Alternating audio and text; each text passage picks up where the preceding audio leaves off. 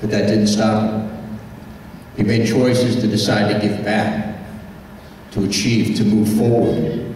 He is now a keynote speaker for the American Heart Association. His list of achievements go on and on and on. Just recently, he's helped donate thousands upon thousands of stuffed animals to Phoenix Children's Hospital.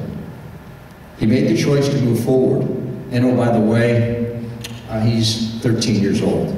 I introduce to you, via the big board here, Emery Miller. First base, PFPs. When Emery Miller goes out on the baseball field, he's got the same determination as every other boy. But he faces challenges most of them will never know. He has heart disease, and he has since the day he was born. He can't do the things that his friends do. You know, you see him get winded, you see him get frustrated. And that might be enough to get some boys to give up, but not Emery.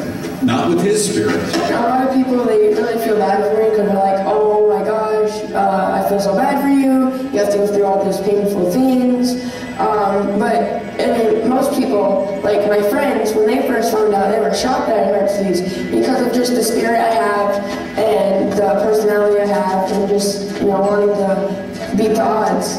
And with the continual help of the people around him, coaches and teammates, friends and teachers, and most of all, his mom.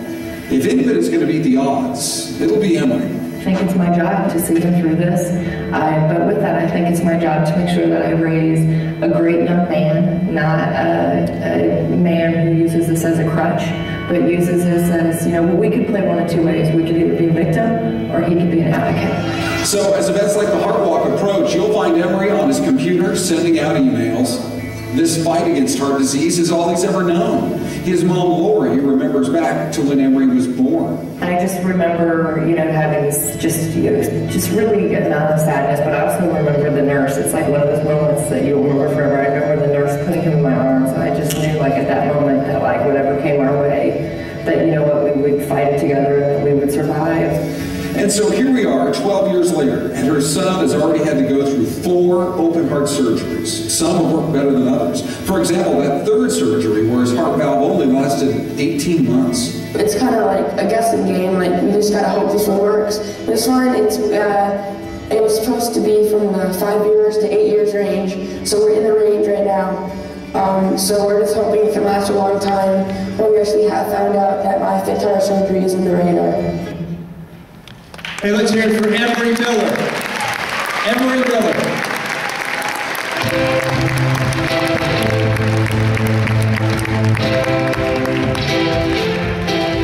Hey, how you guys doing today? Great. Woo! Well, did you guys ever feel hopeless? Or like you can't do anything right?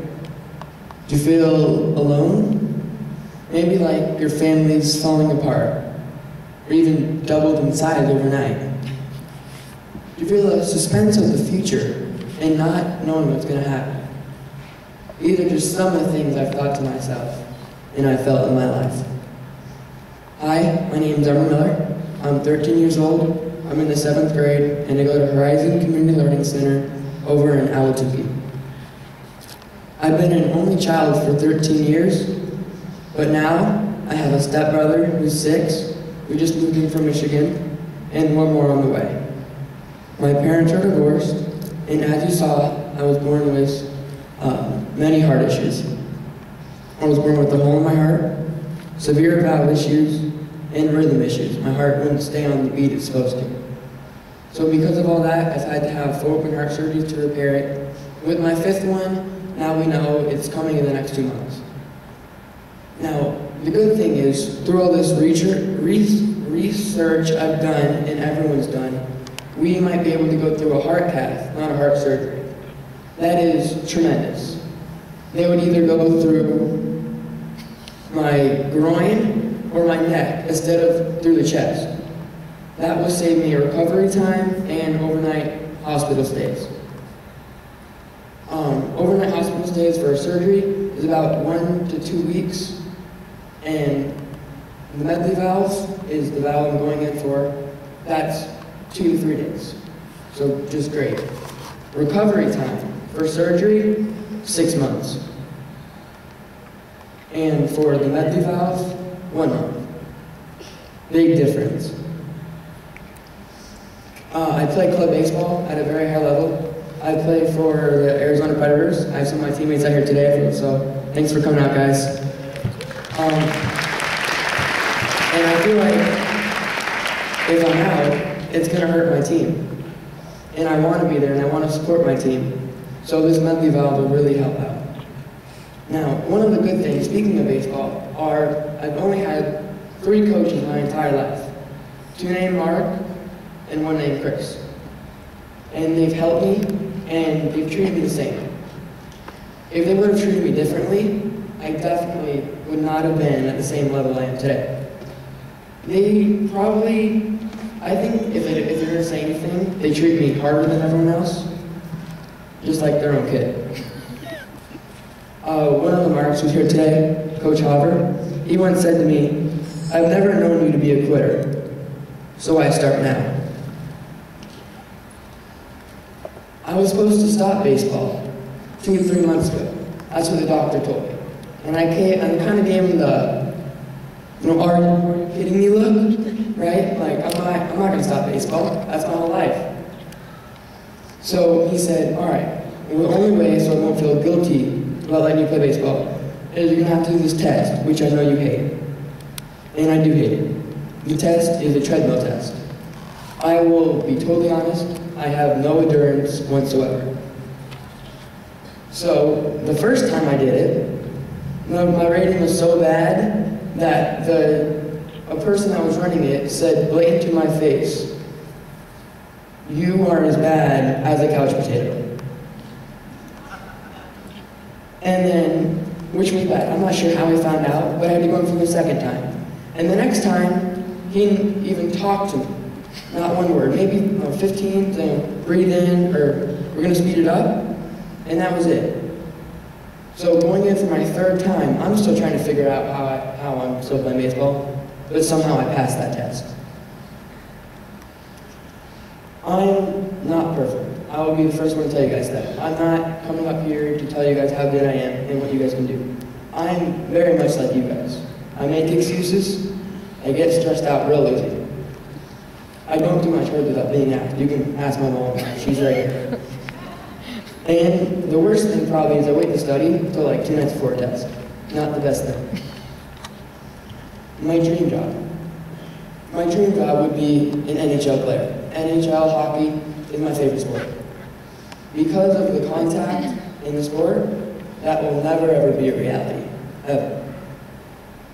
So, but maybe instead of giving up, I can be a baseball player. Or maybe a coach, or even a GM for a team that knows so much about the players. Now, with all these negative things I just now told you guys, there was 2 paths. There was a good path, and a bad one. Over here.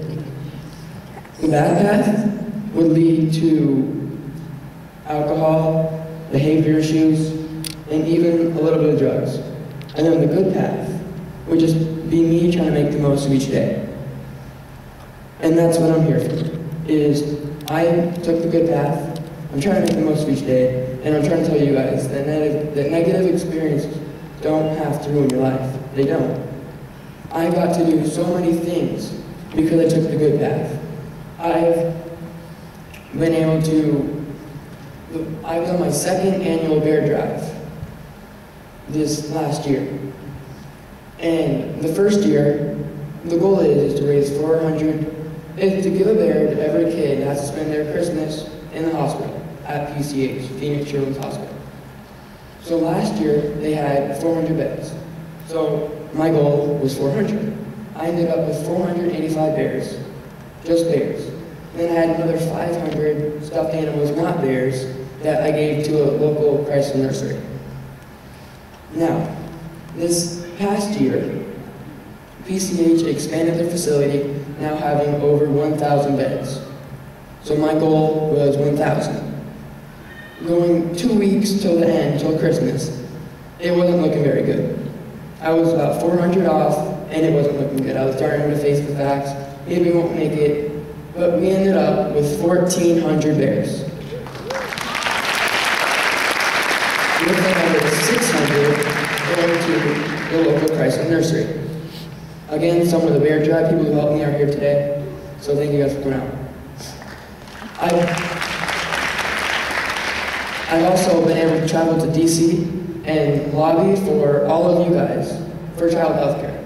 I was the only kid that went, and I talked to Arizona's congressman about how we should have it. I've been on a hit TV show, ER. If you don't know what that is, ask your parents, they'll know. I was on the second to last episode of it when they talked about the importance of camps and how kids need camps and how it can really help them emotionally. I've been able to speak to the Arizona Cardinals. I'm a keynote speaker for the American Heart Association in the Phoenix Children's Hospital. And I've also been named the hero of the game at a Coyote game. We just now found out a few weeks ago that I might be going to DC again to give a speech at the White House. So I'm a finalist for that, so let's hope that comes through.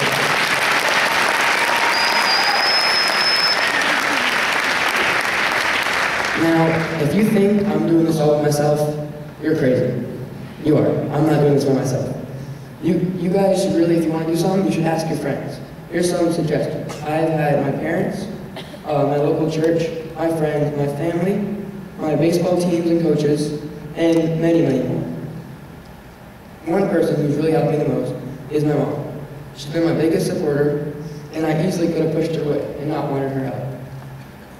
If I would have, I definitely wouldn't be here talking to you guys today. The point is just let people help you, because they will. If you ask, they'll most likely help you. I mean, here I am. When I find out I'm going for my 5th heart surgery, at the age of 12, I could have let that crush me. Instead, I go out there, my next baseball tournament, I hit a grand slam. I'm not going to let that ruin you guys.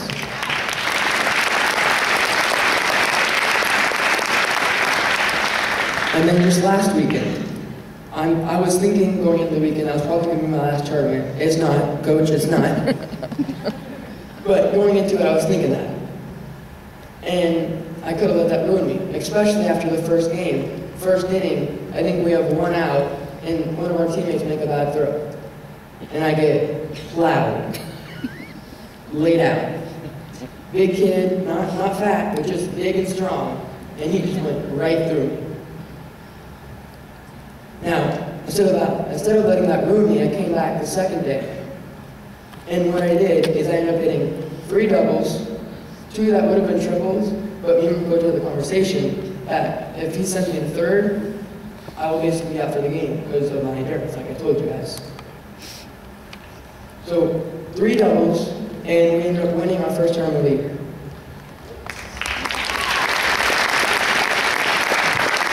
So, I mean, the bottom line here today is just face your negative experiences head on. And I know you guys can find a way to beat the odds and turn your negative experience into a positive one. I've learned in my life that no matter what pitch life throws at you, even a curveball, you can hit it out of the ball. Thank you.